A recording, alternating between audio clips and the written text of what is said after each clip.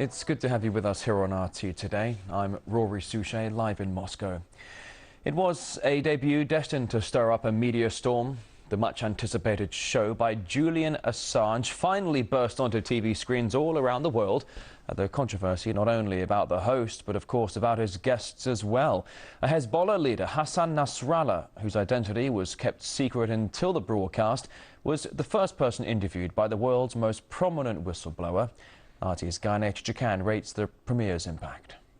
For most American media, Julian Assange is guilty without charge. A reckless traitor and a threat to our national security interests. Sleazeball named Julian Assange, who is bent on damaging America. How did this guy just land his own TV show? The implication is Assange is a Russian agent whose anti-American mission is now out in the open for all to see.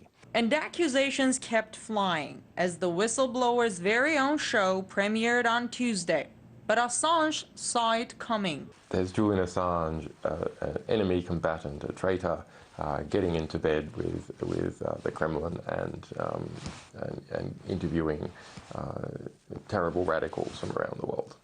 But I think that's it's a pretty trivial kind of attack on character. If they actually look at how the show is made, we have complete editorial control. The guest of his first show was the head of Hezbollah, designated by the U.S. as a terrorist organization. It was Nasrallah's first interview with international channel in 6 years. The reason why him could be found in the interview itself. The United States is blocking Al-Manar from broadcasting into the U.S. They want to be able to tell people that Hezbollah is a terrorist organization, it kills and it murders, but they won't let people listen to us. For example, if there was a just trial, then at the very least, the defendant should have an opportunity to defend themselves. Some say in the court of public opinion, as presented by the U.S. mainstream media, there is a tendency to simplify issues, often at the expense of the full picture. If somebody agrees or doesn't agree with Hezbollah's ideas or all of their ideas, ideology or their theology, the American people need to hear the voice of Hezbollah rather than simply have them demonized, targeted as a, quote, terrorist. But the purpose of demonizing somebody like Nasrallah or Nelson Mandela, who was considered a terrorist until 1988, is not really to stop terrorist ideas from infiltrating, but for the American people to only hear one side of a debate, to only hear one side of an argument. Julian Assange is now under house arrest in the UK, fighting extradition to Sweden, where he may well be extradited to the United States.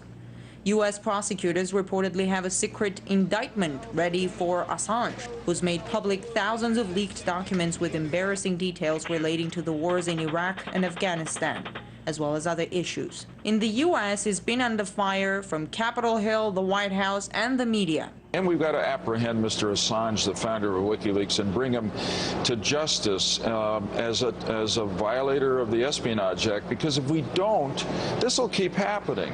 The dead man can't leak stuff. This guy's a traitor, a treasonous, and he has broken every law of the United States. The guy ought to be, and I'm not for the death penalty, so if I'm not for the death penalty, I only want to do it, illegally shoot the son of a...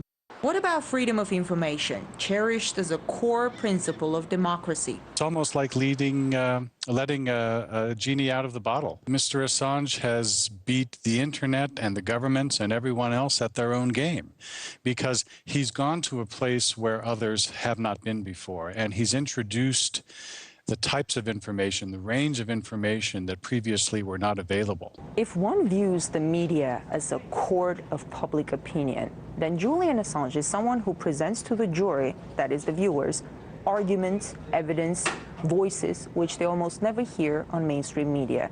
And it's up to the viewers to form an opinion. But what many find ironic is that Assange is under attack by the US government and the media for practicing to a full extent the freedom of information that America preaches around the globe.